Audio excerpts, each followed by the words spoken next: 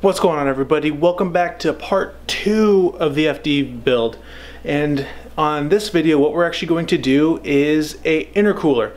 Now, I know what y'all are probably thinking, oh, it's going to be some big V-mounts. Well, yes and no. What people don't really realize is that the FD actually comes stock V-mount. It's not in the same position that you see in like the big race cars and everything like that, but it is still a V-mount nonetheless. And I'm going to keep it kind of in the stock location, as people say in the forums, is SMIC for stock mounted intercooler. And so we're going to retain the stock radiator and AST for a little bit. Those will be changed out in the future, however, just not right now.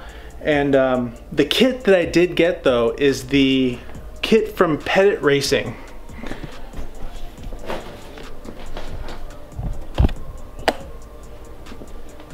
Now, when we come over here, we can see, obviously, we have the intercooler, we have all the piping, we have all the rubber adjusters, and we have 8 stainless steel clamps, and we have a brand new huge ducting to direct cold air to the intercooler.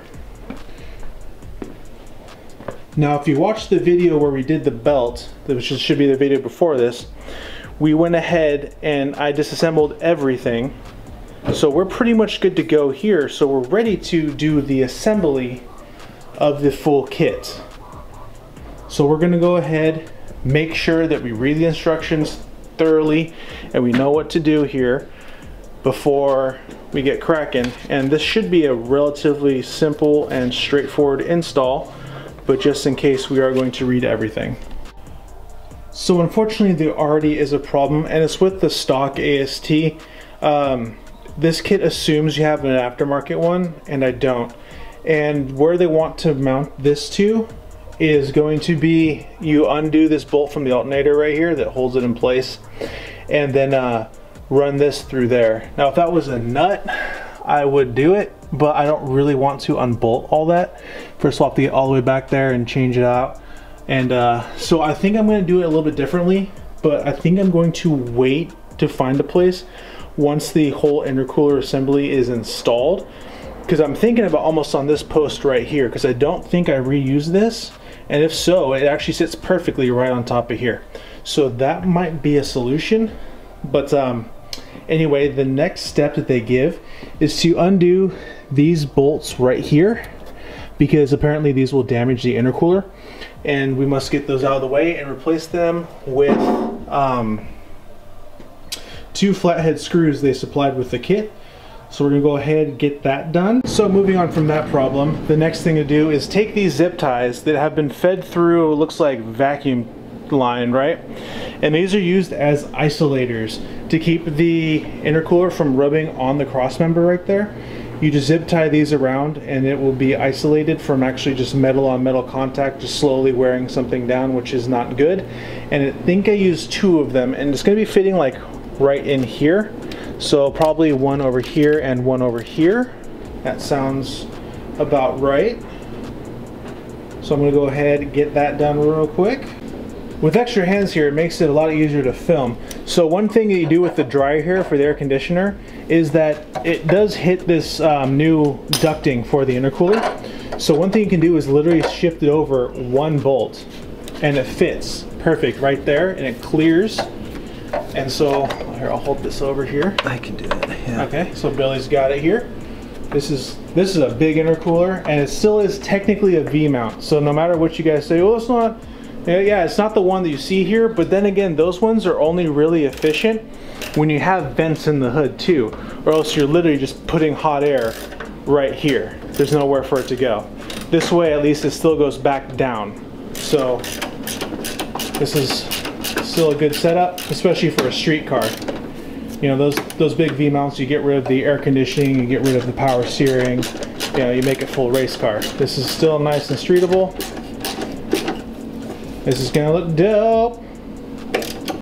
We just had a little bit of fun getting the coupler that comes off the Y pipe off, and we actually had to cut it in half. So You can see here that just from the age of the car and heat cycling and whatnot, that and from the clamps, it literally took this shape. and it was impossible to get over the little bead on that. So if you're gonna get intercooler piping or a new intercooler kit, you might as well just replace that. Just cut it and get a new one, because that is annoying. But look at it so far. We got the intercooler in, we got the ducting in. So now we're actually going to go ahead and plumb up this side right here and this side, and pretty much that's it for the intercooler. To the boys over at Pettit Racing, you see that weld right there? That's an incredibly cold weld. It has lack of fusion on the backside. That's not good. It'll hold because it's not really, you know, a structural part, but that doesn't get my seal of approval.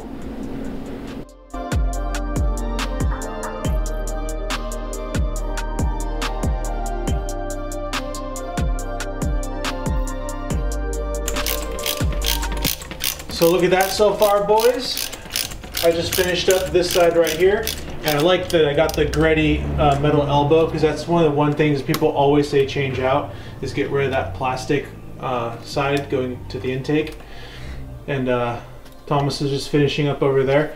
Now I did decide to keep the air pump, and that's the thing that we had a little bit of trouble with over there. One reason why I didn't want to is because I still kind of wanted to keep it running as stockish as possible until we take the motor out, build it, get rid of the rat's nest and all that stuff. Then we get rid of the air control valve, which needs the air pump to work, and then we have to remove all this stuff. And then the FD is finicky, old girl, compared to the FC. But we're able to just alter just a little bit and rerun a wire that plugs in around back, and that kind of helped it line up here. So this is all in as Thomas just finishes up that last one, and then the intercooler piping and intercooler install is done. So I want to take a little minute and say why I decided to get this intercooler kit instead of a V-mount or a, you know, upgraded stock location small little one. I got this one honestly because I've never seen it before on any YouTube car or any like car that we've gone to 7 stock or anything like that. And I know Pettit Racing's pedigree and how they're the only like ones who've won GT championship racings with their FDs and stuff like that. Well, not the only ones, but they've done it quite a bit using this exact setup. And I just thought it'd be a little different, think outside the box. And obviously it's more than capable of handling the stock twins, probably even turbo like Thomas is on his FC. And there's a mosquito trying to get me, and it's annoying me. I don't know where it went, but it keeps on trying to land on me and suck my blood and give me West Nile. But speaking of which, he's had West Nile before. I have. I'm a survivor, and it was awful. Anyway, so he's finishing up his side over there. And then from there, we go into part 3 or step 3 of this install today, which is going to be the Pettit Racing intakes. And that is just reusing a lot of the old piping, but it installs a heat shield and it installs 2 K&N filters and reroutes a couple things over there. Y'all done? It's time for phase 3. Release the hounds. And then at that point though, we can at least start the car, or we can do what Thomas said and do a boost leak check and see if any of this stuff is leaking, because Thomas is kind of worried about this right here because there is no gasket or RTV or anything. Normally this just bolts up, which he does have a point. Because the other one's plastic, so it's kind of malleable, so it actually compresses. Right. You see what I mean? And the FC has between the metal, it just has a plastic piece. It does have a plastic piece, yeah. So if we need to, we just unbolt it. Found the mosquito! We'll put a RTV and we'll be fine. Oh, it's still there. You didn't kill it. I see it. So here we are, many trials and tribulations later. We've worked on some problems, one being this is a pain to get into the intake. And the AST, the stock one, well, as you can see, we came up with a little more garage engineering. And she used this aluminum angle bracket right here, or made a bracket out of it. aluminum angle. Yep. And mounted it right here. And we made sure that all the lines and everything are clear of the fans, so we're good there. That's the intercooler and intake kit installed. Looks pretty good. Yeah, I like it. So the only thing we have left to do really is tighten up the alternator again, because we had to move the air pump a little bit to get that old coupler out from the Y pipe. And then we can start it and see what happens. Yep. See if we do the zoom, zoom, boom. I hope not. Yeah, me too. First start. First start. First start.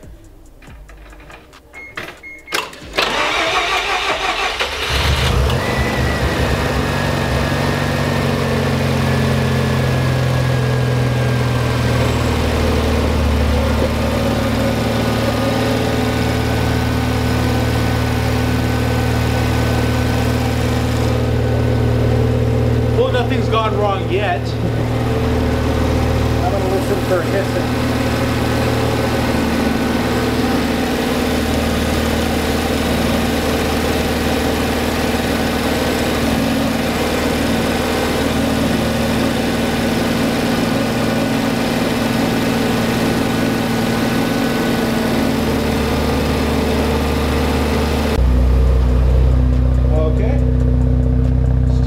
Sounding exhaust for an FD. I think Thomas agrees. I chose wisely. I'm excited to see what it sounds like with the new mid pipe. I know. I wonder what it's going to sound like, because I'm pretty sure this cat's shot. Yeah.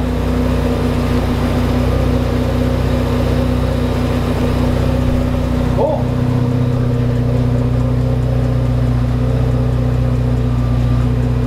So we hope you guys enjoyed part 1, part 2, and part 3 of this FD.